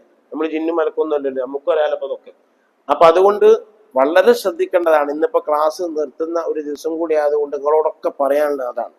നമുക്ക് നല്ല നിലക്ക് മരിച്ചു പോകണം, അതാണ് ആവശ്യം. അപ്പൊ അതുകൊണ്ട് മനുഷ്യന്മാര് നമ്മളെ സുഹൃത്തുക്കളും നമ്മളെ സ്നേഹിതന്മാരും നമ്മളെ അയൽവാസികളും നമ്മളെ നാട്ടുകാരും ഒക്കെയാണ്. അപ്പൊ നമ്മളെ കൊണ്ട് എന്താണോ നന്മ, ഏത് നന്മയെ ചെയ്യാൻ കേണിച്ചാൽ അത് ചെയ്യുക. ഒരാളെ ഇടങ്ങറാക്കണ്ട, ഒരു നിലക്കും ഇടങ്ങറാക്കണ്ട. നമ്മൾ വിട്ടു നിൽക്കുക. നമുക്കിപ്പോ ഒരാളെ പറ്റി അന്വേഷിക്കുമ്പോൾ നമുക്ക് എങ്ങനെ ആളെ പറ്റി പറയാൻ കഴിയാം? ആർക്കാ പറയാൻ കഴിയാം? ആർക്കെങ്കിലും പറയാൻ കഴിയും? ഇപ്പൊ പള്ളിക്ക് ഒരാൾ വരണില്ല എന്ന് വിചാരിച്ചിട്ട് നിസ്കരിക്കലും ഞാൻ പറയാൻ വെക്കും, അത് പറയാൻ വെക്കുമല്ലോ. പള്ളിക്ക് ഒരാൾ വരണില്ല വെച്ചിട്ട് പിന്നോട് ഒരാൾ വന്നിട്ടൊരു വിഷയം അന്വേഷിച്ചാല് എനിക്ക് അയാളെ പറ്റി അറിയില്ലെങ്കിൽ ഞാൻ പിന്നെ വടക്കായിട്ട് മോശമായിട്ടൊന്നും പറയണ്ടല്ലോ. പള്ളിക്കലൊന്നും വരണില്ല, നിസ്കരിക്കലില്ല ഞാൻ പറയാൻ പാടില്ല. പള്ളിക്കൽ വരണില്ല എന്ന് വിചാരിച്ചിട്ടോ നിസ്കരിക്കലില്ല അതിന്റെ അർത്ഥമുണ്ടോ? ഓൻ പേരെ നിസ്കരിക്കുകയാണെങ്കിലോ, ഓന് വേറെ എന്തെങ്കിലും ബുദ്ധിമുട്ടുണ്ടെങ്കിലോ പള്ളിക്ക് വരാൻ ചില ആൾക്കാർക്ക് വായനാറ്റുണ്ടാവും, ചില ആൾക്കാർക്ക് ചെവിട് നാറ്റുണ്ടാവും, ചില ആൾക്കാർക്ക് തൊക്ക് നാറ്റുണ്ടാവും. തൊക്ക് നാറ്റം എന്ന് പറഞ്ഞാൽ ഭയങ്കര മറ്റുള്ള ആൾക്കാർക്ക് ശല്യമാകുന്ന രൂപത്തിലുണ്ടാവും. അങ്ങനത്തെ ആൾക്കാർ ചിലപ്പോൾ ഏത് വരൂല, പള്ളിക്ക് വരൂല. അയാൾ നിസ്കരിക്കലില്ലാതെ നമ്മളെങ്ങനെ പറയാം? അപ്പൊ ഒരാളെ പറ്റിയിട്ട് പിന്നെ പറയുമ്പോഴൊക്കെ വളരെ ഞാൻ ശ്രദ്ധിച്ചിട്ടല്ലേ പറയാറുള്ളൂ. കാരണം ഞാനൊന്ന് പറഞ്ഞു കഴിഞ്ഞാൽ അതൊരു ഫത്വന്റെ കോലത്തിലാവും. ഓൻ പള്ളിക്കലൊന്നും വരണില്ല, ഞാൻ നിസ്കരിക്കലൊന്നും കാണുന്നില്ല എന്ന് ഞാൻ പറഞ്ഞു കഴിഞ്ഞാൽ പിന്നെ ഒരൊറ്റ കുട്ടിക്കും പെണ്ണിട്ടില്ല. പിന്നെ ഒരു ചോദിക്കും ഉസ്താദ് ഇവിടെ എത്ര കൊല്ലായെന്ന് ചോദിക്കാം, അങ്ങനെ ചോദിക്കാം. പിന്നെ അവന്റെ കൊല്ലം കൂടി പറഞ്ഞിട്ടുണ്ടെങ്കിൽ കണക്കായി. അപ്പൊ പിന്നെ അങ്ങനെ എന്ന് പറഞ്ഞിട്ട് പിന്നെ ഒരു കല്യാണം നടക്കില്ല. അപ്പൊ അങ്ങനൊക്കെ സൂക്ഷിച്ചിട്ടേ പറയാറുള്ളൂ. കാരണം എനിക്കും മരിച്ചുകൊണ്ടേ, നമുക്കൊക്കെ മരിച്ചുകൊണ്ടേ. അപ്പൊ അതുകൊണ്ട് അത് വലിയ വിഷയമാണ്. ഒരു മനുഷ്യന്മാരായ ആളുകളെ ആവുന്നത് സഹായിക്കാം. നമുക്ക് എല്ലാവർക്കും എല്ലാ നിലക്കും സഹായിക്കാൻ കഴിഞ്ഞോളുന്നില്ല. ഒരു നിലക്കും ബുദ്ധിമുട്ടിക്കരുതെന്നാണ്. യസ്സിറു വലാ തുഅസ്സിറു. നബി സല്ലല്ലാഹു അലൈഹി വസല്ലം തങ്ങൾ പറഞ്ഞ ഹദീസ്, സഹീഹായ ഹദീസ്, യസ്സിറു, നിങ്ങൾ എളുപ്പം ചെയ്യണം, മനുഷ്യന്മാർക്കൊക്കെ സഹായം ചെയ്യണം. വലാ തുഅസ്സിറു, ആരും ബുദ്ധിമുട്ടിക്കരുത്. നിങ്ങൾ വളരെ വ്യക്തമായി വലാ തുഅസ്സിറു, നിങ്ങൾ ആരും ബുദ്ധിമുട്ടിക്കരുത്. നിങ്ങൾ കഴിവിന്റെ പരമാവധി എല്ലാവർക്കും എളുപ്പമുള്ള കാര്യങ്ങൾ ചെയ്യണം എന്നാണ് ഹബീബായ റസൂലുള്ളാഹി സ്വല്ലല്ലാഹു അലൈഹി വസല്ലം തങ്ങൾ പറഞ്ഞത്. പിന്നെ നോമ്പിന് സുന്നത്തുള്ള കാര്യമാണ് ഖുർആൻ ഓതുക. ഖുർആൻ ഓതുക കൂടുതൽ ഓതുക. സാധാരണ ഓതുന്നുണ്ട്, അതിനേക്കാൾ കൂടുതൽ ഖുർആൻ ഓതുക. അള്ളാഹു തൗഫീഖ് ചെയ്യട്ടെ. അത്ര ഒരു രസം റമദാനിക്ക് ഖുർആൻ ഓതുമ്പോണ്ടാകുന്ന ഒരു രസം വല്ലാത്തൊരു രസം, ചില്ലറ രസമല്ല. നമുക്കൊക്കെ പലപ്പോഴും സങ്കടം വരാണ്ട് കഴിയാറില്ല ഈ വയലുള്ളത് കൊണ്ട്. പ്രത്യേകിച്ച് പിന്നെ ഭയങ്കര ചൂടാണ്. ആ ചൂടിൽ വയലൊക്കെ ഉണ്ടായിക്കഴിഞ്ഞാൽ രാവിലെ മുതൽ വൈകുന്നേരം വരെ അങ്ങനെയാണ്. അതുപോലെ ഒരു പള്ളിക്ക് ഇങ്ങനെ കുത്തിയിരുന്നിട്ട് ഖുർആൻ ഓതാൻ പറ്റിയാൽ അതാണ് ഏറ്റവും നല്ലത്. പിന്നെ വയലിന് ക്ഷണിച്ചാൽ പോകാതിരിക്കാൻ വെക്കും. വയലിന് ക്ഷണിക്കുന്ന ആൾക്കാർക്ക് ഉപദേശം പറഞ്ഞു കൊടുക്കാനാണല്ലോ. ഉപദേശം പറഞ്ഞു കൊടുക്കാൻ നമുക്ക് പിന്നെ കഴിവിന്റെ പരമാവധിയൊക്കെ അതിനൊക്കെ ഒഴിഞ്ഞു മാറി വേറെ ആൾക്കാരെ വിളിച്ചോളൂന്നൊക്കെ പറയും. പക്ഷെ എന്നാലും ചിലപ്പോഴൊക്കെ പോകേണ്ടി വരുമ്പോൾ എന്തോ ഒരു ചൂടുള്ള സമയം ഇനി വരാൻ പോണത്. അപ്പൊ സങ്കടം വരാറുണ്ട്. ഖുർആൻ കൂടുതൽ ഓതാൻ വയ്യല്ലോ. ഖുർആൻ ഓതാൻ കഴിഞ്ഞിട്ടുണ്ടെങ്കിൽ അതിനോളം രസം, അതിങ്ങനെ ഓട്ടോമാറ്റിക്കായിട്ട് ഇങ്ങനെ ഓതിക്കോളും. അത് റമദാന്റെ ഒരു പ്രത്യേകതയാണ്. അപ്പൊ അത് കൂടുതൽ ഓതൽ, സദഖ ചെയ്യൽ, കഴിവിന്റെ പരമാവധി ദിവസവും കുറേശ്ശെ സദഖ ചെയ്യുക. അങ്ങനെ എല്ലാ ദിവസവും കുറേശ്ശെ സദഖ ചെയ്യണമായൊക്കെ സദഖ ചെയ്താൽ ഏതെങ്കിലും ഒരു ദിവസം ലൈലത്തുൽ ഖദർ ആവുമല്ലോ. റമദാനിലെ ഏതെങ്കിലും ഒരു ദിവസം രാത്രിയും പകലൊക്കെ സദഖ ചെയ്യുമ്പോൾ ഏതെങ്കിലും ഒരു ദിവസം ലൈലത്തുൽ ഖദർ ആവുമ്പോൾ നമുക്ക് എത്ര 83 കൊല്ലവും 4 മാസവും സദഖ ചെയ്ത പ്രതിഫലം കിട്ടില്ലേ? 1000 മാസത്തേക്കാൾ ഹൈറല്ലേ? വല്ലാത്ത പ്രതിഫലം കിട്ടും. ഏതെങ്കിലും ഒരു ദിവസം ഏതായി കഴിഞ്ഞാൽ ലൈലത്തുൽ ഖദർ അതാവുമല്ലോ, ഏതെങ്കിലും ദിവസം ലൈലത്തുൽ ഖദർ ആവുമല്ലോ. അപ്പൊ കൂടുതൽ സദക്ക ചെയ്യുക, അതിനുവേണ്ടി ശ്രദ്ധിക്കുക, ഇഅ്തികാഫിരിക്കുക. ഇതൊക്കെ റമദാനിൽ ഏറ്റവും പ്രധാനപ്പെട്ട സുന്നത്തിൽപ്പെട്ടതാണ്. അപ്പോൾ നോമ്പ് തുറക്കേണ്ട സമയം ആയെന്ന് ഉറപ്പായാൽ ഉടനെ നോമ്പ് തുറക്കുക. ഉടനെ നോമ്പ് തുറക്കൽ സുന്നത്താണ്. ആ നോമ്പ് തുറക്കൽ നിസ്കരിക്കുന്നതിന് മുമ്പാവലും സുന്നത്താണ്. നോമ്പ് തുറക്കൽ നിസ്കരിക്കുന്നതിന് മുമ്പാവലും സമയമായി എന്നറിഞ്ഞാൽ ഉടനെ തന്നെ നോമ്പ് തുറക്കലും സുന്നത്താണ്. നോമ്പ് തുറക്കുമ്പോൾ ഈന്തപ്പഴം കൊണ്ട് നോമ്പ് തുറക്കുക. ഈന്തപ്പഴമാകുമ്പോൾ 3 എണ്ണം എടുക്കുക. 3 എണ്ണം ഇല്ലെങ്കിൽ 1/3 ഭാഗം കൊണ്ട് നോമ്പ് തുറക്കുക. ഇതും സുന്നത്താണ്. നോമ്പ് തുറന്ന ഉടനെ അല്ലാഹുമ്മ ലകസുംതു വഅലാ റിസ്ഖിക അഫ്തർതു ദഹബൽ ലമഉ വബതല്ലത്തുൽ ഉറൂഖു വസബതൽ അജ്റു ഇൻഷാ അല്ലാഹ് എന്ന് പറയലും സുന്നത്താണ്. ഇനി ബാക്കി കാര്യങ്ങളൊക്കെ ഇൻഷാ അല്ലാഹ് റമദാനിക്കൊക്കെ നമുക്ക് സംസാരിക്കാം. അല്ലാഹു സുബ്ഹാനഹു വ തആല തൗഫീഖ് ചെയ്ത് അനുഗ്രഹിക്കുമാറാകട്ടെ. ഈ കൊല്ലത്തെ നമ്മുടെ അസ്സുഫ ക്ലാസ് ഇവിടെ അവസാനിപ്പിക്കുകയാണ്. വല്ലാതെ പ്രായമായി ക്ഷീണിച്ച ഖബീസ റളിയല്ലാഹു അൻഹുവിനോട് നബി സല്ലല്ലാഹു അലൈഹി വസല്ലം തങ്ങൾ ഒരു കാര്യം പറഞ്ഞു. നിങ്ങൾക്ക്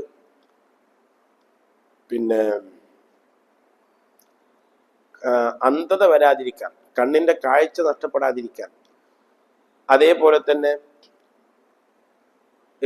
കുഷ്ഠരോഗം വരാതിരിക്കാൻ, അതേപോലെ തന്നെ സ്ട്രോക്ക് വരാതിരിക്കാൻ നിങ്ങൾ സുബഹി നിസ്കാരം കഴിഞ്ഞ ഉടനെ സുബ്ഹാന റബ്ബിയൽ അലീം വബിഹംദിഹി എന്ന് 3 വട്ടം പറഞ്ഞു എന്നാണ്. സുബ്ഹാന റബ്ബിയൽ അലീം വബിഹംദിഹി എന്ന് 3 വട്ടം പറയാം. ഈ ക്ലാസിന്റെ സമാപനമായി കൊണ്ട് നിങ്ങളോടൊക്കെ പറയാണ്. അത് പറയാൻ നമുക്ക് അള്ളാഹു തൗഫീഖ് ചെയ്യട്ടെ. പറയാൻ എളുപ്പമാണ്, പക്ഷെ മറന്നു പോകും. ആ വിഷയം അത് മറന്നു പോകുന്നതാണ് വിഷയം. പറയാൻ സുബ്ഹാന റബ്ബിയൽ അലീം വബിഹംദിഹി നമുക്ക് പരിചയമുള്ള തന്നെയല്ലേ. ഒരു 3 വട്ടം കൊണ്ട് പറഞ്ഞാൽ നിസ്കാരം കഴിഞ്ഞുകൊണ്ട് സുബ്ഹി നിസ്കാരത്തിന് ശേഷം ഖബീസത്തെന്നൊരു വന്ന് പറഞ്ഞതാണ്, ഞാൻ പ്രായമായി ആഫിയത്തൊക്കെ നഷ്ടപ്പെട്ട്, അപ്പോൾ അതുകൊണ്ട് എനിക്ക് ആഖിറത്തിൽ ഉപകാരപ്പെടുന്ന എന്തെങ്കിലും പറഞ്ഞു തരണമെന്ന് റസൂലുള്ളാഹി പറഞ്ഞപ്പോൾ നബി സല്ലല്ലാഹു അലൈഹി വസല്ലം പറഞ്ഞതാണ് സുബ്ഹാന റബ്ബിയൽ അലീം വബിഹംദിഹി എന്ന് 3 വട്ടം പറഞ്ഞോ. എന്നിട്ട് ഒരു ദുആയും പറഞ്ഞു കൊടുത്തു. അല്ലാഹുമ്മ ഇന്നി അസ്അലുക മിമ്മാ ഇൻദക വഅഫിദ് അലയ്യ മിൻ ഫദ്ലിക വൻശുർ അലയ്യ മിൻ റഹ്മതിക വഅൻസിൽ അലയ്യ മിൻ ബറകാതിക എന്നും കൂടി ഇതായിരുന്നു. അല്ലാഹുമ്മ ഇന്നി അസ്അലുക മിമ്മാ ഇൻദക, അല്ലാഹു നിന്റെ അടുക്കലുള്ളതൊക്കെ ഞാൻ ചോദിക്കണം, എൻ്റെ അടുക്കലുള്ളതൊക്കെ ഞാൻ നിന്നോട് ചോദിക്കുകയാണ്. വഅഫിദ് അലയ്യ മിൻ ഫദ്ലിക, നിന്റെ അനുഗ്രഹങ്ങളൊക്കെ എനിക്ക് നീ ചുരിച്ചുകൊണ്ടാണ്. വൻശുർ അലയ്യ മിൻ റഹ്മതിക, നിന്റെ റഹ്മത്തൊക്കെ എനിക്ക് വിശാലമാക്കി പരത്തിക്കൊണ്ടാണ്. വഅൻസിൽ അലയ്യ മിൻ ബറകാതിക, നിന്റെ ബർക്കത്തുകളൊക്കെ എനിക്ക് നീ ഇറക്കിക്കൊണ്ടാണ് എന്ന് അതിന് ശേഷം ദ്വാരക്കാനും നബി സല്ലല്ലാഹു അലൈഹി വസല്ലം തങ്ങൾ പറഞ്ഞിട്ടുണ്ട്. ഈ ക്ലാസിന്റെ സമാപനത്തിൽ ആ കാര്യം നിങ്ങളെ ശ്രദ്ധയിൽപ്പെടുത്തുകയാണ്. അതോടുകൂടെ തന്നെ യാ ലത്തീഫ് എന്നുള്ള ദിക്ർ സുബഹിക്ക് ശേഷം, അതേപോലെ സുബഹിക്ക് ശേഷം ഒരു 29 വട്ടം സുബഹിക്ക് ശേഷം അത് ചൊല്ലുന്നത് വളരെയധികം ഉപകാരപ്രദമാണെന്ന് മശായിഖന്മാർ പറഞ്ഞിട്ടുണ്ട്. യാ ലത്തീഫ് എന്നുള്ള ദിക്ർ 29 വട്ടം അല്ലാഹു സുബ്ഹാനഹു വ തആല ചൊല്ലാൻ നമുക്ക് തൗഫീഖ് ചെയ്യുമാറാകട്ടെ. ഒരുപാട് ആളുകൾ മരണപ്പെട്ടു പോയി. ഇപ്പം നമ്മളെ വളവിലെ വാപ്പു ഇന്നലെ 5 മണി വരെ ഇവിടെ ഉണ്ടായിരുന്ന പറഞ്ഞത്. 5 മണിക്ക് ശേഷമാണ് ആ റിലീഫ് കൊണ്ടുപോയി. റിലീഫ് നിന്ന് കോളേജിലേക്ക് കൊണ്ടുപോകുന്നതിൻ്റെ വഴിയിൽ വെച്ചാണ് മരണപ്പെട്ടത്. മിനിഞ്ഞാന്ന് കോഴിക്കോട് മെഡിക്കൽ കോളേജ് ആശുപത്രിയിൽ പോയി വന്നതാണ്. അവിടുത്തെ ചികിത്സയാണ്. നമ്മുടെ എല്ലാ വിഷയങ്ങളിലും ഇവിടെയാണ് കൂടുതൽ സജീവമായിട്ട് വാപ്പുണ്ടാവൽ. ഒരു ഭക്ഷണത്തിനും മറ്റെല്ലാ വിഷയങ്ങൾക്കും. കൊറോണ ഉണ്ടായ സമയത്തൊക്കെ മാസങ്ങളോളം വാപ്പുവാണ് ഭക്ഷണം ഉണ്ടാക്കി കൊടുത്തയച്ചിരുന്നത്. അല്ലാഹു സുബ്ഹാനഹു വ തആല അദ്ദേഹത്തിൻ്റെ എല്ലാ നന്മകളും സ്വീകരിക്കുമാറാകട്ടെ. വന്നുപോയ തെറ്റുകുറ്റങ്ങളൊക്കെ അല്ലാഹു സുബ്ഹാനഹു വ തആല വിട്ടുകൊടുത്ത് മാപ്പാക്കി കൊടുക്കുമാറാകട്ടെ. അവരെയും നമ്മയും അല്ലാഹു സ്വർഗത്തിൽ ഒരുമിച്ച് കൂട്ടി തരുമാറാകട്ടെ. അതുപോലെ നമ്മുടെ മഹല്ലത്തിൽ നിന്ന് മരണപ്പെട്ടു പോയ നമ്മുടെ ബന്ധുപ്പാട്ടിലുള്ള എല്ലാ ആളുകൾക്കും അല്ലാഹു മഗ്ഫിറത്ത് റഹ്മത്ത് നൽകി അനുഗ്രഹിക്കുമാറാകട്ടെ. ഇന്ന് ചായയും പലഹാരവും നൽകുന്ന സഹോദരന്റെ മരണപ്പെട്ടു പോയ പിതാവ് അല്ലാഹു അവർക്ക് മഗ്ഫിറത്ത് റഹ്മത്ത് നൽകി അനുഗ്രഹിക്കുമാറാകട്ടെ. അദ്ദേഹത്തിന്റെ ബിസിനസ്സിലും കച്ചവടത്തിലൊക്കെ അല്ലാഹു ഖൈറും ബർക്കത്തും നൽകുമാറാകട്ടെ. മക്കളിൽ അല്ലാഹു ബർക്കത്ത് നൽകി എല്ലാ വിഷമങ്ങളിൽ നിന്നും രോഗങ്ങളിൽ നിന്നും അവരെ രക്ഷപ്പെടുത്തി അനുഗ്രഹിക്കുമാറാകട്ടെ. ഇനിയും അല്ലാഹു സുബ്ഹാനഹു വ തആല നമുക്ക് ക്ലാസ് നടത്താൻ, ദർസ് നടത്താൻ തൗഫീഖ് നൽകി അനുഗ്രഹിക്കുമാറാകട്ടെ. കഴിഞ്ഞുപോയ എല്ലാ ക്ലാസ്സുകളും അള്ളാഹു കബൂൽ ചെയ്യുമാറാകട്ടെ. ഇൽമിന്റെ മജ്‌ലിസിൽ അള്ളാഹു നമ്മളെ ഒരുമിച്ച് കൂട്ടിയതുപോലെ നാളെ സ്വർഗത്തിൽ അള്ളാഹു നമ്മളെ എല്ലാവരെയും ഒരുമിച്ച് കൂട്ടി തരുമാറാകട്ടെ. നമ്മുടെ മാതാപിതാക്കൾ, ഉസ്താദുമാർ, ഭാര്യമാർ, സന്താനങ്ങൾ, നമ്മളെ സ്നേഹിച്ചവർ, സഹായിച്ചവർ എല്ലാവരെയും ജന്നാത്തുൽ ഫിർദൗസിൽ അള്ളാഹു ഒരുമിച്ച് കൂട്ടി തരുമാറാകട്ടെ. ഒരല്പസമയം പോലും നരകത്ത് കടക്കാതെ അള്ളാഹു നമ്മളെ രക്ഷപ്പെടുത്തി സ്വർഗത്തിൽ പ്രവേശിപ്പിക്കുമാറാകട്ടെ. എല്ലാ പ്രയാസങ്ങളും വിഷമങ്ങളും കടങ്ങളും അള്ളാഹു തീർത്ത് റാഹത്താക്കി തരുമാറാകട്ടെ. അള്ളാഹു ജല്ല ജലാലുഹു നമ്മുടെ മഹല്ലത്തിൽ, നമ്മുടെ വീട്ടിൽ, നമ്മുടെ കുടുംബത്തിൽ എല്ലാത്തിനും ബർക്കത്ത് നൽകി ഹിഫ്ളും സലാമത്തും നൽകി അനുഗ്രഹിക്കുമാറാകട്ടെ. ചൂട് കുറച്ച് അള്ളാഹു റാഹത്ത് നൽകി അനുഗ്രഹിക്കുമാറാകട്ടെ. ഫലസ്തീനിലെ മുസ്ലിമീങ്ങളെ അള്ളാഹു രക്ഷപ്പെടുത്തുമാറാകട്ടെ. അവരെ ദുൽമ ചെയ്യാൻ, ആക്രമിക്കാൻ വേണ്ടി ഒരുങ്ങി നിൽക്കുന്ന ട്രംപിനെയും അദ്ദേഹത്തിന്റെ സഹായികളെയും ഇസ്രയേലിനെയും അള്ളാഹു എല്ലാ നിലക്കും പരാജയപ്പെടുത്തുമാറാകട്ടെ. ഈ ഉമ്മത്തിന് അള്ളാഹു ഇസ്സത്ത് നൽകി അനുഗ്രഹിക്കുമാറാകട്ടെ. നമ്മുടെ വഖഫുകളും നമ്മുടെ പള്ളികളും മദ്രസകളും ഒക്കെ നമുക്ക് തന്നെ കൈകാര്യം ചെയ്യുന്ന രൂപത്തിൽ, അത് മറ്റാരും കൊണ്ടുപോകാത്ത രൂപത്തിൽ അള്ളാഹു സംരക്ഷിക്കുമാറാകട്ടെ. നമുക്ക് ഉപകാരം ചെയ്യുന്ന, നമ്മെ അനുകൂലിക്കുന്ന, നമ്മെ സഹായിക്കുന്ന, നമ്മെ സ്നേഹിക്കുന്ന ഭരണകൂടത്തെ അള്ളാഹു ഈ രാജ്യത്ത് നിലനിർത്തി തരുമാറാകട്ടെ. അതിനുള്ള സൗകര്യങ്ങളൊക്കെ അള്ളാഹു ഒരുക്കി തരുമാറാകട്ടെ. അവസാനം ലാ ഇലാഹ ഇല്ലല്ലാഹ് എന്ന് ചൊല്ലി കാമിലായ ഈമാനോടുകൂടെ അള്ളാഹുവിലേക്ക് പോകുന്ന സജ്ജനങ്ങളിൽ നമ്മെ പെടുത്തുമാറാകട്ടെ. രോഗികളായി കിടക്കുന്ന ഉമ്മമാർ, ബന്ധപ്പെട്ടവർ, അവർക്കൊക്കെ അള്ളാഹു സലാമത്തും ശിഫയും നൽകി അനുഗ്രഹിക്കുമാറാകട്ടെ. പെട്ടെന്നുള്ള മരണത്തെ തൊട്ട് അള്ളാഹു കാക്കുമാറാകട്ടെ. കാഷ്ടത്തിലും മൂത്രത്തിലൊക്കെ കിടക്കുന്ന അവസ്ഥയിൽ നിന്ന് രക്ഷപ്പെടുത്തി, മറ്റുള്ളവർക്ക് ബുദ്ധിമുട്ടാകുന്ന അവസ്ഥയിൽ നിന്ന് രക്ഷപ്പെടുത്തി അള്ളാഹു നമുക്ക് ആഫിയത്ത്, സിഹത്ത്, സലാമത്ത് നൽകി അനുഗ്രഹിക്കുമാറാകട്ടെ. നമ്മളെ മക്കളൊക്കെ അള്ളാഹു കൺകുളിർമയുള്ള മക്കളാക്കി, സന്തോഷമുള്ള മക്കളാക്കി, അവരെ അള്ളാഹ്ക്ക് വഴിപ്പെടുന്നവരാക്കി, സാലിഹീങ്ങളാക്കി ഖിയാമത്ത് നാൾ വരേക്കുമുള്ള നമ്മളെ സന്താന പരമ്പരയെ അള്ളാഹു സാലിഹീങ്ങളും മുത്തഖീങ്ങളുമാക്കട്ടെ. അവരുടെ എല്ലാ കാര്യങ്ങളും അള്ളാഹു ഏറ്റെടുത്ത് നടത്തി കൊടുക്കുമാറാകട്ടെ. ربنا تقبل منا إنك أنت السميع العليم وتب علينا إنك أنت التواب الرحيم آمين برحمتك يا أرحم الراحمين. صلى الله على محمد صلى الله عليه وسلم. صلى الله على محمد صلى الله عليه وسلم. اللهم صل على محمد يا رب صل عليه وسلم وصل على جميع الأنبياء والمرسلين. السلام عليكم ورحمة الله.